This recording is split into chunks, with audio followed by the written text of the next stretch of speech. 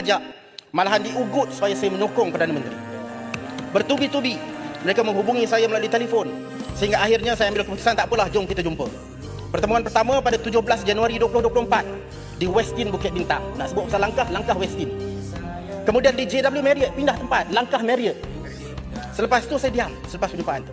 Sebab salah seorang yang bertemu tu rupa-rupanya kawan saya. Saya tak nak calarkan nama dia, jadi saya diam, saya tak buat apa-apa.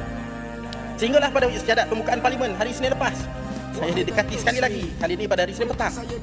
Saya diajak jumpa di Koros Hotel Jalan Ampang. Apa? Langkah Jalan Ampang nak panggil. Kemudian tengah malam Isnin, malam tu kami ada pre-council Perikatan Nasional. Tengah malam telefon datang. Nak apa? Dia jumpa di Saujana Subang. Langkah Saujana. Saya terpaksa entertain perjumpaan ni sebab saya bimbang. Mereka ada kuasa. Saya tak tahu apa yang di luar jangka yang boleh dilakukan kepada saya. Saya ada rekod mengenai semua-semua ni. Jadi jangan cuba nak persoalkan, nanti saya dedahkan satu persatu. Modus operandinya teliti. Saya gelugur berjumpa di tempat tertutup. Kalau betul-betul berlaku, dalam sila buat hotel. laporan polis. Dan Jangan buat persepsi dalam parlimen. Minta buat laporan polis. Jeletung, you know me. Nanti Ya Muhammad, modus operandinya teliti. Minta laluan. Berjumpa di tempat tertutup, dalam bilik hotel, dan nama individu-individu yang berjumpa dengan saya yakin bukan nama sebenar. Nama yang mereka gunakan Rahim lah, Arman lah, Hasnan lah, dan kadang-kadang dia bercakap sama satu dengan dia kata nama dia lain, dia refer pada satu sama lain, nama lain, dia pun terlupa nama apa dia pakai. Speaker peraturan. Speaker Agus tak ada. Tapi peraturan Dewan. Ini berkaitan dengan kestabilan. Peraturan 36/6. Biar saya baca dulu. Saya baca. Kenapa takut dengar ni? Saya sebagai ahli Parlimen Pembangkang Kerajaan. Baca. Sebagai ahli backbencher. Saya yang dipertua. Saya nak tanya, adakah beliau dibenarkan untuk membuat tuduhan-tuduhan ini Tidak, dia tak sebut nama apa. Perdana Menteri? Dia tak sebut nama, it's okay. Dia tidak menyebut nama. Saya tidak menuduh. Mungkin nama-nama itu dia katakan tadi, ya, jangan sebut nama-nama orang tertentu. Mereka tidak boleh defend dia. Ya. Tapi ada satu nama yang diulang berkali-kali, bukan dalam Dewan ni. Seolah-olah inilah dia punca kuasa. Saya tak tahu, saya tak kenal, dia sebut nama Farhan banyak kali. Saya tak kenal. Nama ni saya tak pernah jumpa. Seolah-olah itulah punca kuasanya.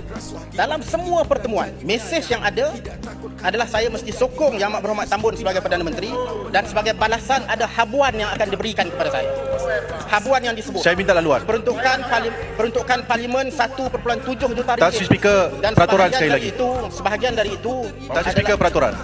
Sebagai backbencher, saya bangkitkan peraturan 36/6. Kenyataan mengatakan bahawa ada habuan kalau menyokong Perdana Menteri kita merupakan sangkaan jahat. Takkan kita nak biarkan pembangkang membuat kenyataan kalau berani buat report dengan SPRM. Jadi saya minta supaya kenyataan itu diperbetulkan. Ini berulang kali. Muah. You yourself know ugutan yang kita kena. Jangan buat tak tahu. Kita pun dijanjikan peruntukan kalau sokong. Apa yang salah? Saya bangkitkan isu peraturan dengan Tan Sri. Saya minta Muar supaya tidak campur tangan, duduk. Okey, sekarang gini. Tan Sri Speaker. Okey, semua duduk dulu. Kenyataan Tan Sri Glugor mengatakan bahawa ada habuan kalau menyokong Perdana Menteri merupakan satu pelanggaran. Baik, saya nak baruling. Sekarang saya baruling. Arau duduk. Yang Tan Sri Glugor sebut itu ada individu yang offer kononnya menyokong PM. Itu ialah sangkaan yang tidak baik. Sebab apa? Kita pun tak tahu individu ini wujud ke tidak, ataupun dia juga mungkin berlakon seperti penyokong. So move, jangan move. You dah sebut tadi poin, tetapi jangan kata orang ini berjumpa dengan saya untuk nak bagi habuan menyokong dengan PM. Mungkin kita tak tahu orang tu betul tidak. Jadi saya ingat narration itu stop at that level, move forward. Saya akan jelaskan lepas ni memang ada. Saya nak sebut bahawa dalam pertemuan tu bukan mana-mana ahli parlimen tidak buat offer ni. Mereka mendakwa. Jadi ini soalnya dia mendakwa, dia bekerja bagi itu bukan fakta. Mendakwa sahaja. Bagi bukti. Mungkin juga dia orang luar, dia juga musuh PM yang akan memburukkan kerajaan. I'm not getting involved dalam parti. Cumanya saya kata kita pun tidak tahu individu itu wujud ke tidak. Saya setuju dan itu memang saya nak sebut. So move forward please. Jadi, kalau ada bukti report lah. Antara kenapa takut yang disebut pada saya ialah mengenai peruntukan parlimen 1.7 juta. Sebahagian dari itu adalah untuk pusat operasi pusat khidmat. Peruntukan projek mesra rakyat yang katanya boleh diagihkan pada kroni-kroni saya. Mereka tahu saya susah sekarang Tan Sri sebab isteri saya kanser dan Tan Sri Speaker. Saya terpaksa silap. Saya cabar Tan Sri Glugor kalau berani buat report dengan SPRM. Kalau berani buat report.